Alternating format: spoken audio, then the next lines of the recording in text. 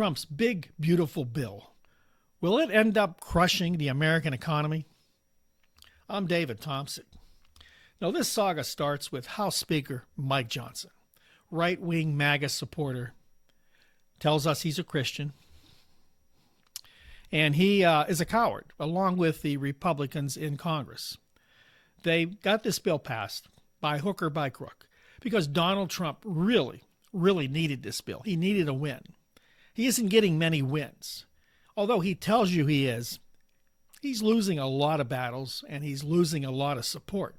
He needed his big, beautiful bill to pass, especially for his friends, the billionaire class.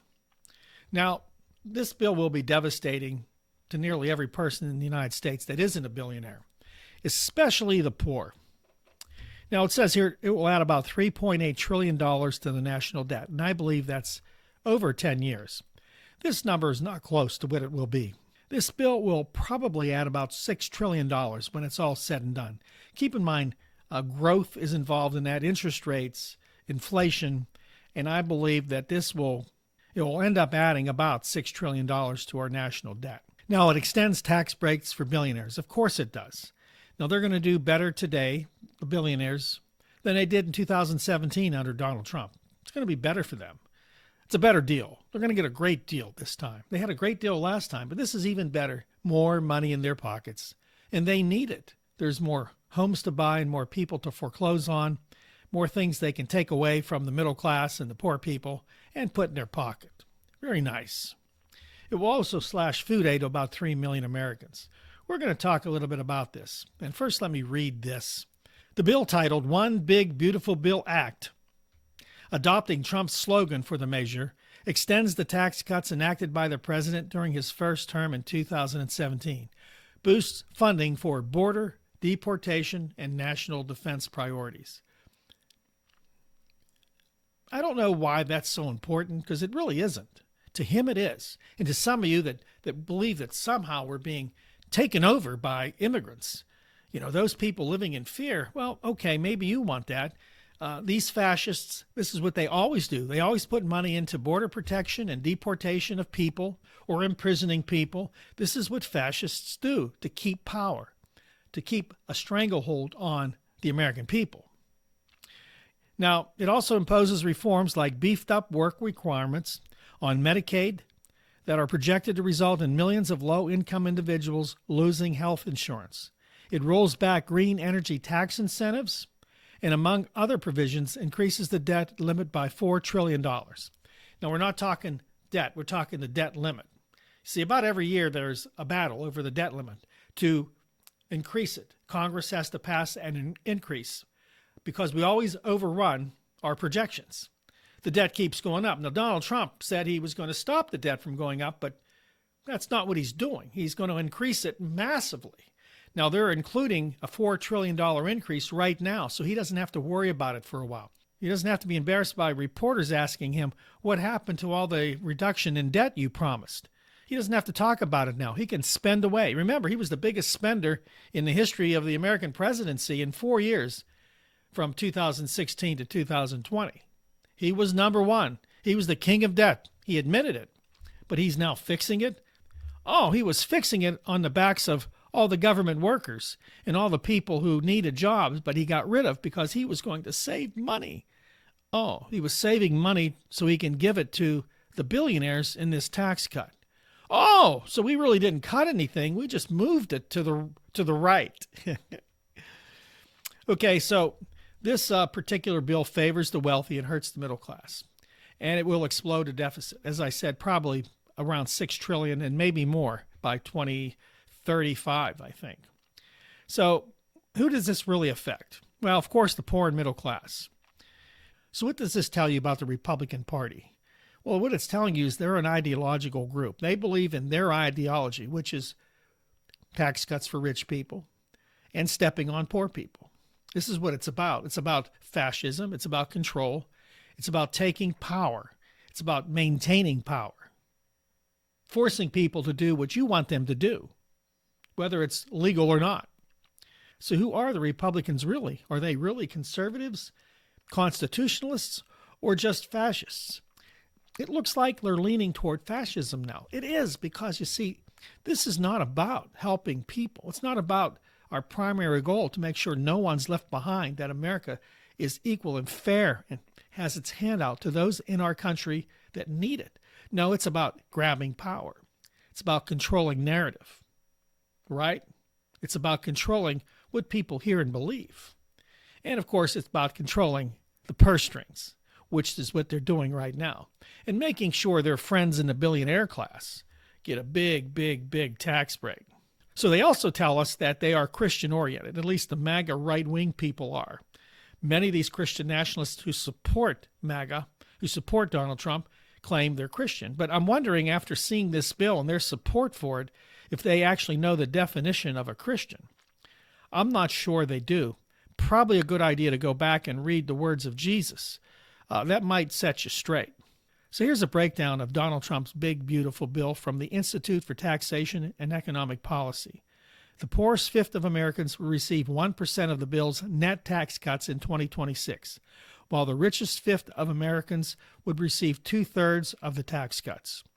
The richest 5% alone would receive a little less than half of the net tax cuts that year. So you can see it's weighted towards rich people. The richest 1% of Americans would receive an average net tax cut of $79,000. That's more than I make with my wife. That's much more. Many, many times more than the average tax cut received by other income groups. The bill would provide larger tax cuts as a share of income to high-income taxpayers than to either middle-class or working-class families. The share of tax cuts will give 20% of the richest Americans 67% of the tax cuts. So 20% of the richest Americans will receive 67% of the tax cuts. Food stamp payments will be cut. These cuts are the biggest in history. More food stamp recipients would have to work 20 hours a week to qualify for benefits. Of course, once you begin to work a job, your benefits end up getting cut anyway. Now, just an example, if you want a part-time job, let's say with the federal government, which is the biggest employer of part-time jobs in the country, they've eliminated most of the part-time people in the federal government, which was the largest employers of black people in the U.S. So obviously, black people will be hit hardest by this. For the first time in Medicaid's 60-year history, certain recipients ages 19 to 65 would be required to work at least 80 hours a month to retain their health benefits. Let me stop there. Why do we have a work requirement on health benefits? First of all, people need health benefits whether they're working or not. Period. And if you're working, you can't afford them anyway, so that's what Medicaid is for. It's for poor people. I don't care. I don't think this is a good idea. And of course, we know now that a lot of people are going to lose their benefits because a lot of people cannot work 80 hours a month. They can't do it. That's just the way it works in life. We have to look at how life works, not what we think's great on paper, what makes us feel good, what makes us feel fiscally responsible, right? Because you're a Republican, you're conservative, you're fiscally responsible. But sadly, your party is fiscally irresponsible in a big way. So this sounds great, right? Make them work. Make them pull themselves up by their bootstraps, right? Well, hold on there. Let's say you're a 62-year-old woman living in the deep south of Georgia. What if you're people living in rural Texas or in the Appalachians where there's no public transportation and you don't have a car? What do these people do? This is what Medicaid was founded on. This is what Medicaid's designed for. Why would you worry? What are you doing? You know poor people? Does anybody out there know poor people? I do. Many of them can't work. And why would I worry about it? I want them to have health care. That's my goal. Have health care. Doesn't everybody need health care? Now, let me address those of you between the ages of 50 and above. Many of you have 3 cars. Some of you have a car like a vet that you store in your garage that you use once a year. You have guns out the wazoo, and you maybe buy one a month, a new one, or whenever you feel like it. You're able to go on vacations, and you're able to splurge. You can help your family, your kids, maybe have a second home somewhere. Well, these people don't have any of that. Never will. These people can't even get good health care. Some of these people need to go to the emergency room. When everybody complains, they go to the emergency room, but they have nowhere to go. How about these people? Those of you that have it all, be thankful for that. But don't deny someone else because you think somehow it's going to save you money. You don't even know these people, and you'll never see that money you thought you saved because it's going to richer people. Having said that, 1 in 5 Americans rely on Medicaid for health care. Over 70 million people are enrolled. So the next thing Donald Trump went after in this bill was the environment. Right. He doesn't like environmentalists. He likes to drill and spill oil, and he likes people just to tear down every tree so that we can sell it. And, that's what he likes. He doesn't like electric cars or solar panels. He wants to burn oil constantly. That's really a great thing. We should burn oil every day. Billions, we should double it. Double it, because there's no problem here, right? It's not going to affect anything. Just triple it. Let's triple how much carbon emissions we put in the air, because it doesn't harm anybody, does it? Well, this bill would slash hundreds of thousands of domestic environmental jobs. Now, the environment will be damaged due to this deregulation. Of course it will be. There's not going to be anybody coming out to make sure you're not throwing your waste products into the river, which people will do now, because who's going to check? That's no problem. It's water. It's not going to hurt anybody. The legislation will cost the U.S. about 830,000 jobs by 2030, compared with the status quo. That's from the Energy Innovation Foundation. That includes the direct loss of jobs in fields such as solar panel manufacturing and electric vehicle production, indirect job loss from decreased investments and lower clean energy demand, and induced cuts resulting from consumer spending cuts attributable to layoffs, higher fuel costs, and other third-order effects. So this bill is going to devastate the environmental industry. Donald Trump doesn't like electric vehicles. He believes it's all, a problem. Now, I'll be honest with you. I changed my stance on electric vehicles. I've driven in a few. I think they're fantastic. I think they're clean. I love them. I don't own one. I don't make a billionaire salary. I can't go out and buy anything right now. But I would buy one if I had the opportunity. I think that we do need more infrastructure built around electric cars. That will come, but that's going to stop now. You're not going to see any of that. Solar panels. I would put them on my house if I had the money to do that. I think they need better technology. I think they need to be able to store energy better. But I do believe that's something we should have. I think it's alternative. It helps keep costs down in the long run. I think it will help our environment. Of course, there are problems with any technology. Electric batteries, solar panels that go bad. We have to be able to recycle them or get rid of them. But keep in mind, with nuclear power, for instance, you have expended fuel rods you have to store somewhere. There's a lot of them. All these industries have their drawbacks. They really do. And that's something that clean energy experts have to work on. But that's not going to happen now because there's not going to be anybody that's going to invest. See, that's the key, investment. Now, Donald Trump has chased investment away from the United States in a big way. I mean, less and less foreigners are investing in America. And let me tell you, that's who invests in America. Those of you that don't get it. We need investment, but that's not going to happen. People are going to build factories here because Donald Trump has made it impossible for people to bring things in cheaply. He's going to make sure that those people who want clean energy will have no say in any part of his government. We are in a mess here with him. He has really messed up anything that past presidents have tried to do, especially if their name was on it. Now, I know a lot of people don't like the word environmental. They don't want to deal with it. They just want to pump oil and drive their big gas-guzzling vehicles. That's fine. You have a right to do that in America. Look at Saudi Arabia. They're investing hundreds of billions of dollars into clean energy. This is the oil capital of the world. Billions of dollars, hundreds of billions of dollars into clean energy. Why? They see the future. They know. We don't see the future. We want to go backwards here. Donald Trump wants to push America backwards.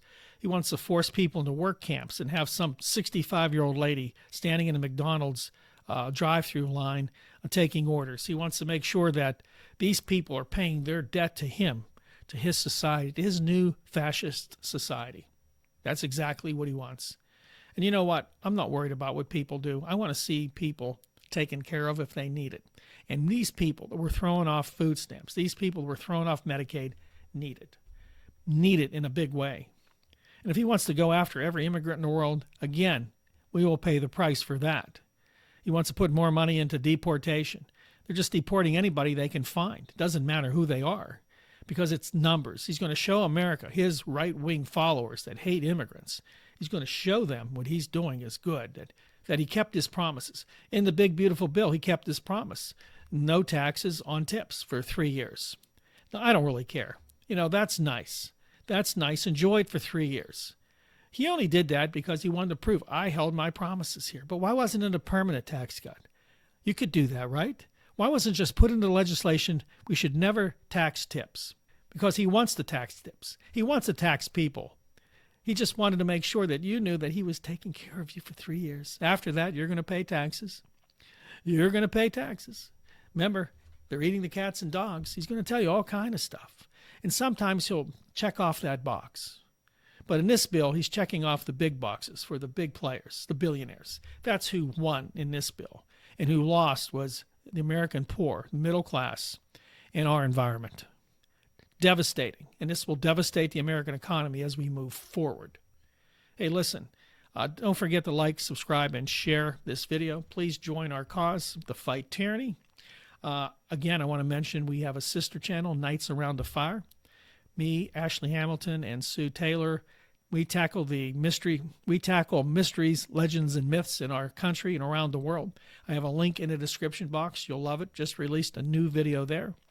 Beyond all that, God bless you. Thank you for watching, and I'll see you tomorrow right here on your favorite station for news, information, analysis, and commentary. The David Tomsic Show. See you tomorrow.